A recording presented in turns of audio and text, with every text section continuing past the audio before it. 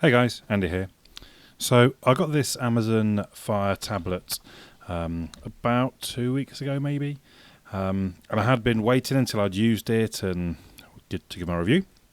But actually I've realised I just don't use tablets much. So I've used it a little bit obviously to form some opinion and try some things out.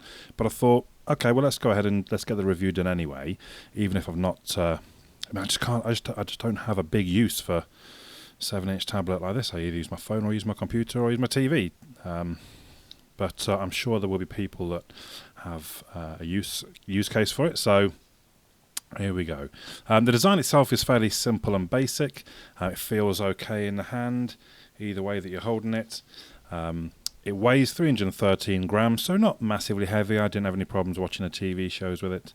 There are quite large bezels around all the edges, but again, that's okay, because when you're holding things, you don't want to be worrying about touching the screen while you're holding them. If we talk about the hardware, the screen itself is 600 by 1024.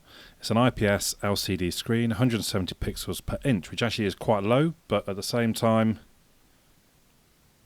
I think you see it doesn't look too bad. The bigger issue is the screen brightness.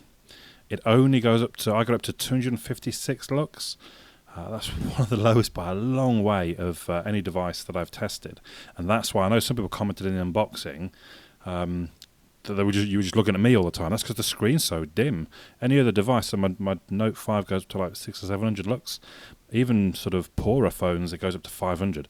This won't go above 256, so that's why you get so much reflection from the camera while I'm doing the video. I have to say, though, I wouldn't say I noticed it. So I have watched TV shows on it, and it's not like when you're watching a show, you're not looking at yourself in the reflection. It's not that bad. The processor is a quad-core 1.3 GHz ARM MT8127 CPU.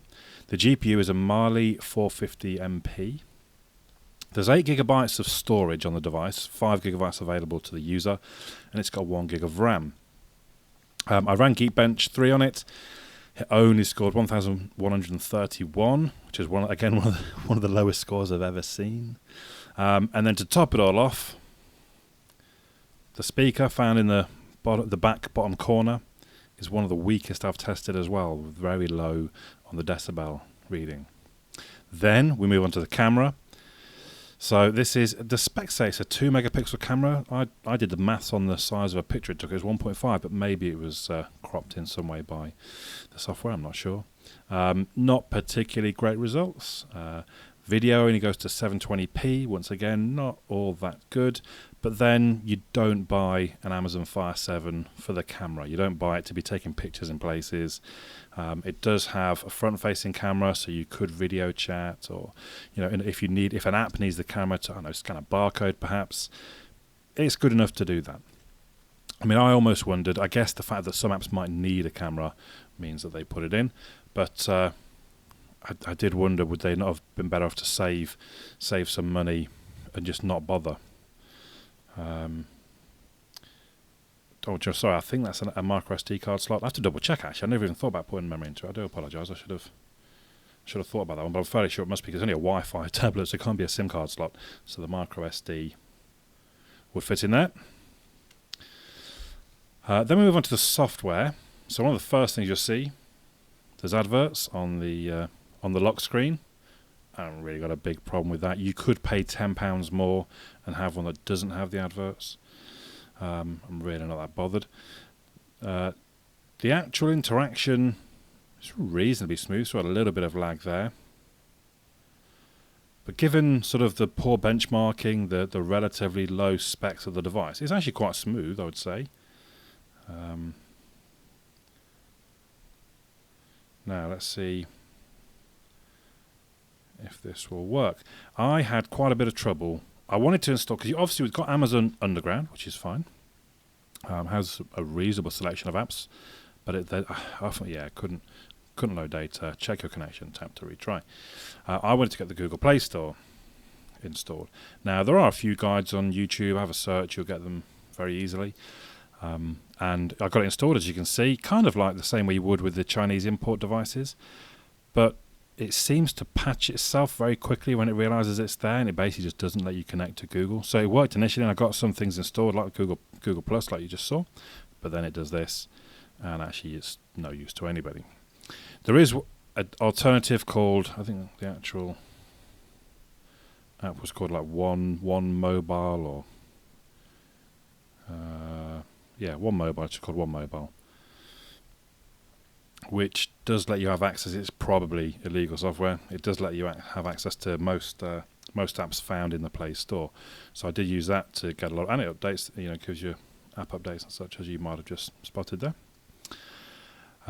What else? So Amazon's own catalog. So if we come back to things like books, video, Amazon's own catalog is actually quite big.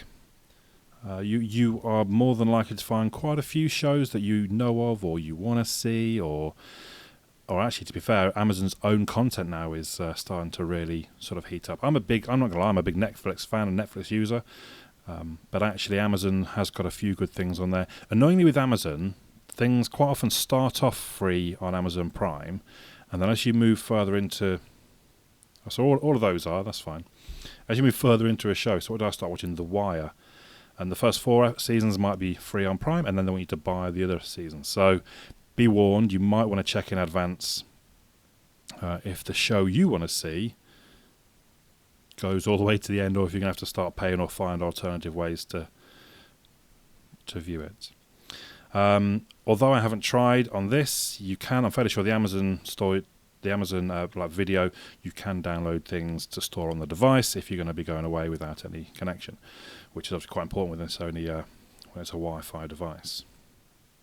So the software, I have no real problem. It's not particularly Android-y, and it is quite Amazon-y, but it's not too bad. It's not too bad, especially if you're a Prime subscriber. The battery, you see here we're on 75. I did my usual sort of test. What's I usual? I've changed it about 3 times in the last month or so. But I did my hour-long test to play a 37-minute video, and then it spends 23 minutes reloading a web page every 30 seconds. And the best I've scored is my Note 5 with 91%. This finished the hour on 86%, was actually the weakest I've done. I've only done like 5 devices on this version of the test. It is the weakest of any of them. So the battery, I'm not holding out a lot of hope that it will be that good across. If you're going away for the weekend, you definitely want to take your charger with you. I should point out, I never really went around the device. It is a micro USB charger, so it will charge the same way as your phone would. Well, if you're an Android user, same way as your phone would. Hackability. So there are, as I say, quite a lot of videos of how you can install different things onto the Fire tablet. There are videos showing you how you can root them, and that I'm sure would then mean that you'll have a much better chance of having the Play Store working consistently.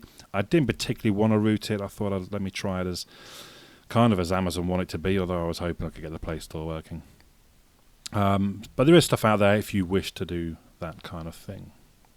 So, all in all, there's no way this gets confused as a high-end tablet. It's not happening, but that's fine. We're not trying to trick anybody at this point. It does have a poor camera. It's got a poor battery. It's got a low-res screen, and it's got a quiet speaker, and poor benchmarking scores, but the whole is greater than the sum of its parts, I think, is what's probably relevant here. If you're wondering what that means, although you add all those things together, you've got a pretty poor tablet. But actually, when I was in bed last night watching, Workaholics, I think, the speaker was fine, was loud enough. It was a quiet point in the evening anyway, so I didn't have any trouble hearing it. The screen looked fine. It was bright enough and it looked clear enough. I wasn't thinking, it's all pixelated or anything. And it was quite an enjoyable experience. There's not really any issues in that respect. So it's kind of odd. Yeah, you add it all up and you're thinking, that sounds pretty poor. But actually, it works. It does the job that you want it to do.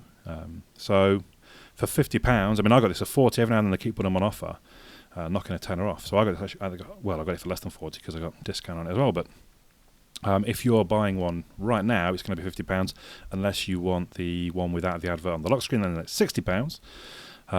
For me, 60, start pushing the points of, maybe I should look at a different tablet. But for 50, or hopefully if you can get it for 40, Yeah, I think it's good value, especially if you're a Prime subscriber, because the amount of free video and music that you can get from Amazon already. So there we go. I totally understand that's not the best tablet review because I don't use tablets very much, I'm afraid, but hopefully that gives you some idea of what the Amazon Fire tablet is about. Let me know your thoughts in the comments down below. My name's Andy. I'll catch you all again soon.